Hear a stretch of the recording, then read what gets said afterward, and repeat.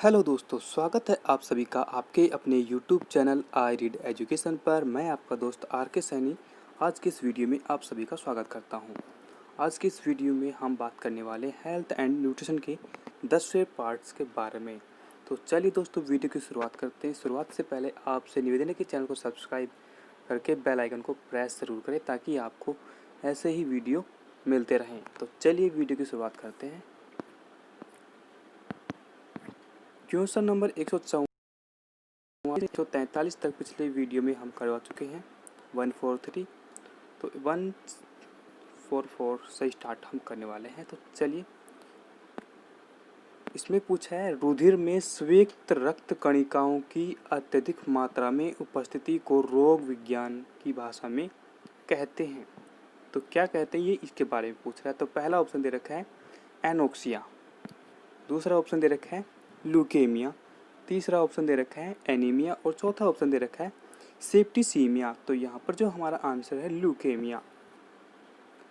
श्वेत रक्त कणिकाओं की मात्रा अधिक हो जाने पर जिस उस रोग को हम ल्यूकेमिया नाम देते हैं। तो बी ऑप्शन आपका यहाँ पर बिल्कुल सही हो जाएगा। क्वेश्चन नंबर 145 में पूछा है चिकित्सक परामर्श देते हैं कि हमें अपना भोजन वनस्पति घी की अपेक्षा तेल में बनाना चाहिए क्योंकि तेल में असंतृप्त वसाएं होती हैं, तेल में संतृप्त वसाएं होती हैं, तेल का संग्रह आसान है। डी तो रखा है आपका तेल सस्ता है। तो यहाँ पर जो हमारा आंसर होगा वो इन दोनों में से तो बिल्कुल भी नहीं होगा क्योंकि ये लॉजिक नहीं बैठता है। तो इन दो में से हमें आंसर चूज करना हो तो यहाँ पर होता है हमारा तेल में असंतृप्त वसाएं होती है जिसके कारण वो कम नुकसान करता है वनस्पति घी की बजाय। तो ए ऑप्शन आपका यहाँ पर बिल्कुल सही हो जाएगा। क्वेश्चन नंबर 146 में पूछा है कोलेस्ट्रॉल है। पहला ऑप्शन दे रखा है पर्णहरित का प्रकार, बी ऑप्शन दे रखा है क्लोरोफॉर्म का एक यौगिक, तीसरा जंतु वसा में उपस्थित वसीय अल्कोहल, चौथा ऑप्शन दे रखा है आपका क्रोमियम लवण। तो यहाँ पर हमारा आंसर है जंतु वसा में उपस्थित वसीय अल्कोहल को कोलेस्ट्रॉल कहा जाता है। फिर से देखिए, जंतु वसा में उपस्थित वसीय अल्कोहल को कोलेस्ट्रॉल कहते हैं। तो सी ऑप्शन आपका यहाँ पर बिल्कुल सही हो जाएगा। तो चैनल को सब्सक्राइब जरूर कर लेना, बेल आइकन को प्रेस जरूर करें।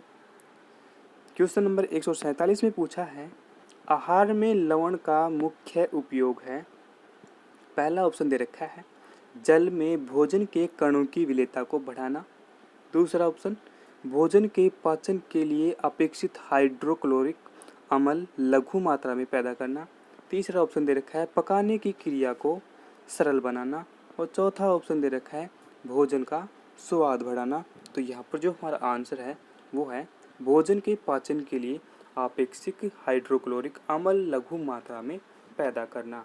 तो बी ऑप्शन आपका यहाँ पर बिल्कुल सही हो जाएगा, भोजन के पाचन के लिए अपेक्षित हाइड्रोक्लोरिक अम्ल लघु मात्रा में पैदा करना।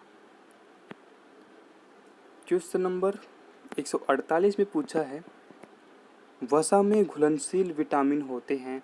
पहला ऑप्शन दे रखा है टोकोफेरोल, नियोसिन और तीसरा है ऑप्शन दे रखा है इसमें सियानो कोबालामिन।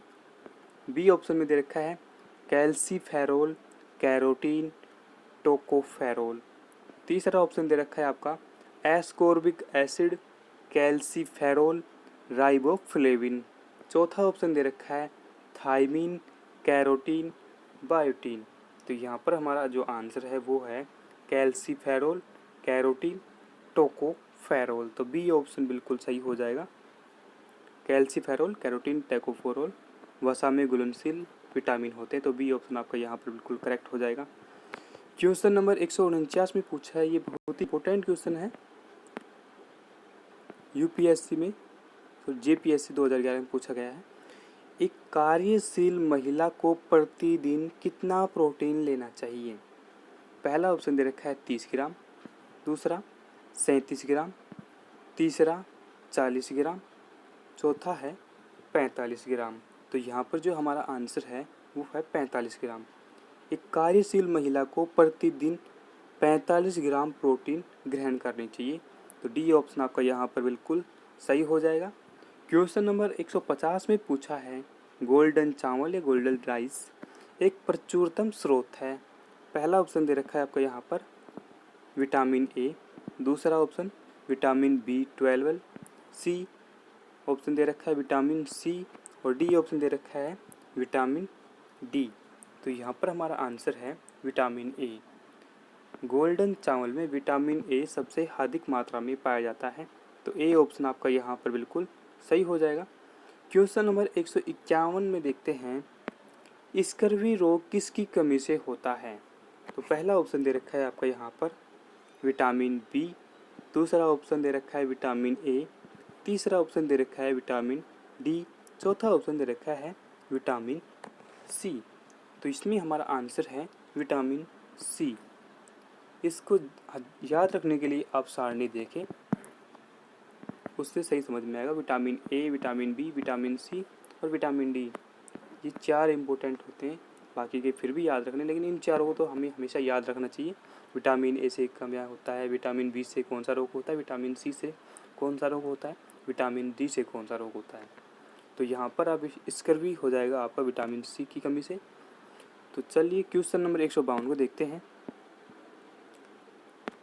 एनोसीमिया कहते हैं। पहला ऑप्शन दे रखा है स्वाद संवेदना की कमी को, दूसरा ऑप्शन घ्राण संवेदना की कमी को, तीसरा ऑप्शन स्पर्श संवेदना की कमी को, चौथा ऑप्शन दे रखा है आपका यहाँ पर ऊष्मा संवेदना की कमी को।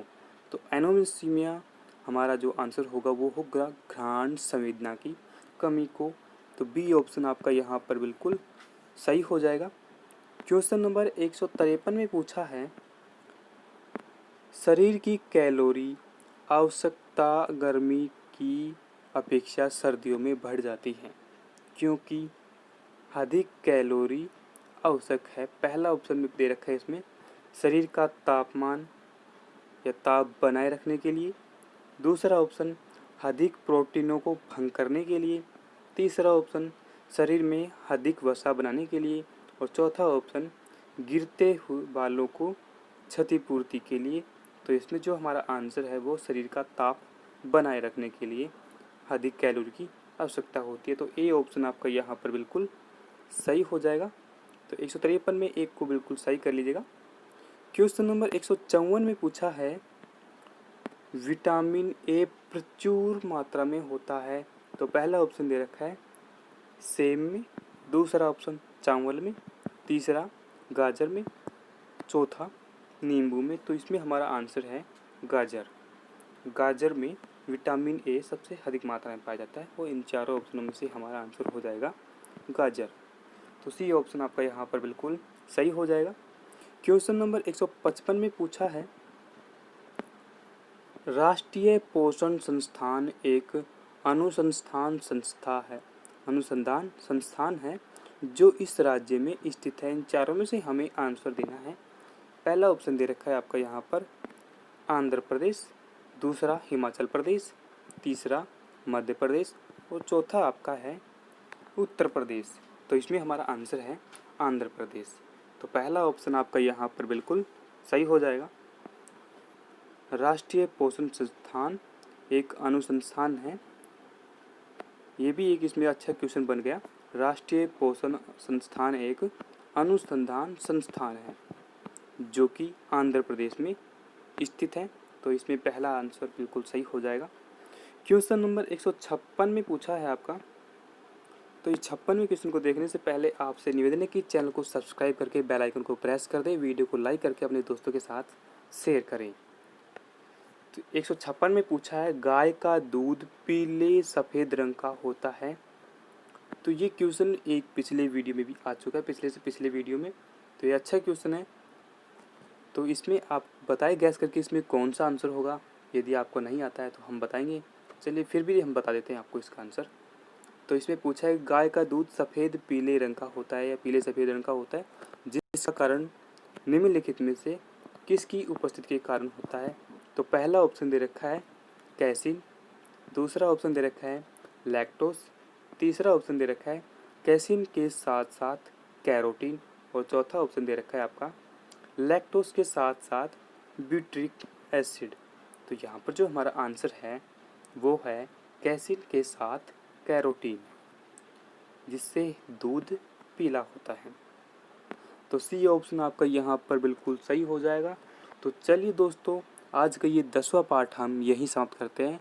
मिलते हैं इसके अगले पार्ट में, तब तक के लिए जय हिंद, जय भारत।